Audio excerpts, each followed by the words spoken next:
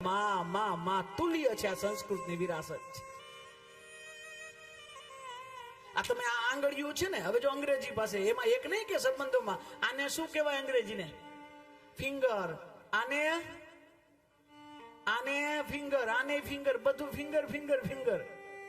First finger ને second finger, બીજું કઈ છે જ નહીં. પણ આવો સંસ્કૃત પાસે તર્જની, મધ્યમા, અનામિકા, કનિષ્ઠા અને અંગુષ્ઠ, અને ખાલી આંગળીઓના જુદા જુદા નામ. એટલું જ નહીં, કોઈ પિતૃને તમારે ફોટાને ચાંદલો કરવો હોય, પિંડ ઉપર કોઈને પૂજા કરવી હોય, પિતૃનો પિંડ હોય તો એને પહેલી આંગળીએ ચાંદલો કરાય. શિવ ભગવાન અને શિવની પૂજા કરવી હોય તો બીજી આ વચલી આંગળીનો સ્પર્શ કરવો પડે.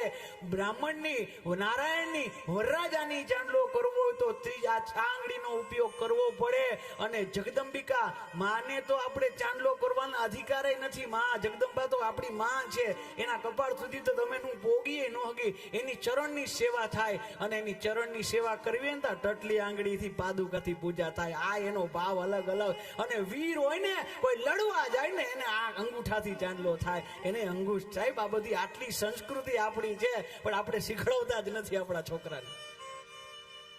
વિશ્વની થોડીક પણ કઈક ઓલી હોય તો આહા એ આ કર્યું, આ કર્યું. શું કર્યું? વિશ્વએ શું કર્યું? ભાગવત નો તો ભાગવત વાંચું તો ભાગવત ની વાત કરું.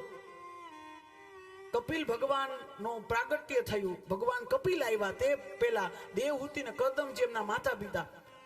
પ્રભુ દેવહૂતિને રાજી કરવા માટે, જોવો આ બધા પ્રગતિની વાતો કરે ને, આ કેટલા હજાર વર્ષ પહેલા, રામ પહેલાની વાત છે, કૃષ્ણ પહેલાની વાત છે. કરદમજી તો પૃથ્વીના જયારે બહેનીને તેદીની વાત છે. તેદી કરદમજીએ દેવહૂતિને રાજી કરવા માટે ડબલ ડેકર પ્લેન બનાવ્યું. એવું આમાં લખ્યું છે. ડબલ ડેકર પ્લેન, અને એમાં બગીચો, ઝરણો, સ્વિમિંગ પુલ ને બધું એમાં અક્ષર લખ્યું છે. એટલા વર્ષો પહેલા હજી ડબલ ડેકર ની બસ બનાવી, આપણે ડબલ ડેકર ની ટ્રેન બનાવી, પણ હજી લગી આ વિશ્વ આ બનાવી નથી આવ્યો. એ પેલા તો ભાગવતમાં લખાઈ ગયું. સાયન્સ આગળ નીકળ્યું છે. હૃદયને ટ્રાન્સપોર્ટ કરી દે છે અત્યારે, ટ્રાન્સપ્લાન્ટ.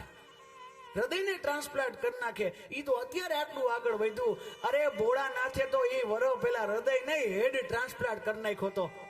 માથાથી માથું બદલાવી નાખ્યું હતું. તો ભોળાનાથ કેવડા ડોક્ટર હશે? આપણું છે એટલે કિંમત નથી. આપણું યોગ હતો ત્યાં લગી આપને કિંમત નથી.